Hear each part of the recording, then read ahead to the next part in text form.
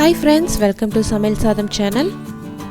இன்னைக்கு நம்ம சேனல்ல இட்லி தோசை மாவு யூஸ் பண்ணி எப்படி போண்டா செய்யறதுன்னு பார்க்க போறோம்.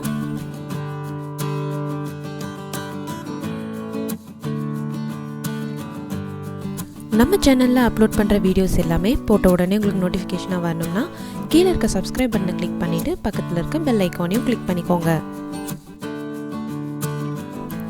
இட்லி தோசை மாவு போண்டா செய்யறதுக்கு ஒரு பவுல்ல 2 கப் அளவு இட்லி தோசை மாவு எடுத்துக்கோங்க. அரைச்சி ஒரு 2-3 நாள் ஆன தோசை மாவை எடுத்துக்கோங்க. அப்பதான் டேஸ்ட் நல்லா இருக்கும். இது கூட 2 டேபிள்ஸ்பூன் ரவை, பொடியா நறுக்குன பச்சை மிளகாய் 2, 1 டீஸ்பூன் இஞ்சி, கறிவேப்பிலை கொத்தமல்லி இலை கொஞ்சம், பொடியா நறுக்குன பெரிய வெங்காயம் 1, 2 பிஞ்ச் அளவு பேக்கிங் சோடா போட்டு கலந்து விட்டுக்கோங்க. பேக்கிங் சோடா ஆட் பண்ணுறது ஆப்ஷனல் தான், உங்களுக்கு வேண்டாம்னா ஆட் பண்ண வேண்டாம். இதில் 2 டேபிள் ஸ்பூன் அரிசி மாவு ஆட் பண்ணி மிக்ஸ் பண்ணி விட்டுக்கோங்க. கலந்து வச்சுருக்க போண்டா மாவு சரியான பதத்தில் இருக்கணும். ரொம்ப திக்காகவும் இருக்கக்கூடாது, ரொம்ப தண்ணியாகவும் இருக்கக்கூடாது. திக்காக இருந்துச்சுன்னா போண்டா நல்லா சாஃப்டாக வராது, தண்ணியாக இருந்துச்சுன்னா எண்ணெய் ரொம்ப குடிக்கும். அதனால் உங்கள் போண்டா மாவு ஒரு வேளை திக்காக இருந்துச்சு அப்படின்னா தேவையான அளவு தண்ணி ஊற்றிக்கோங்க.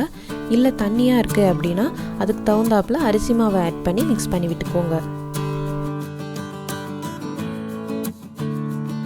நம்ம ஏற்கனவே எடுத்த தோசை மாவில் உப்பு இருக்கும், அதனால் போண்டா மாவை டேஸ்ட் பண்ணி பார்த்துட்டு தேவையான அளவு உப்பு ஆட் பண்ணி மிக்ஸ் பண்ணி விட்டுக்கோங்க.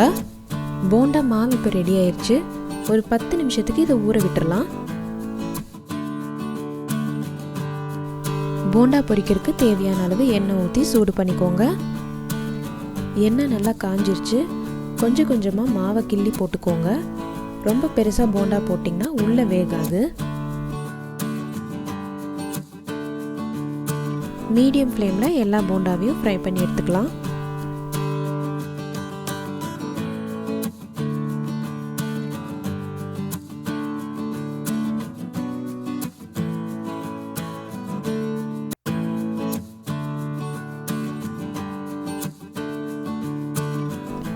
அவ்வளவுதாங்க, ரொம்ப சூப்பரான இட்லி தோசை மாவு போண்டா இப்போ ரெடி ஆயிடுச்சு. போண்டா செய்யறதுக்கு தேவையான பொருட்களையும் அளவையும் இந்த வீடியோவுக்கு கீழே இருக்க டிஸ்கிரிப்ஷன் பாக்ஸில் கொடுத்துருக்கேன். இந்த வீடியோ உங்களுக்கு பிடிச்சிருந்ததுன்னா மறக்காமல் லைக் பண்ணுங்கள், ஷேர் பண்ணுங்கள், கமெண்ட் பண்ணுங்கள். சமையல் சாதம் சேனலை சப்ஸ்கிரைப் பண்ணுங்கள். தேங்க்யூ.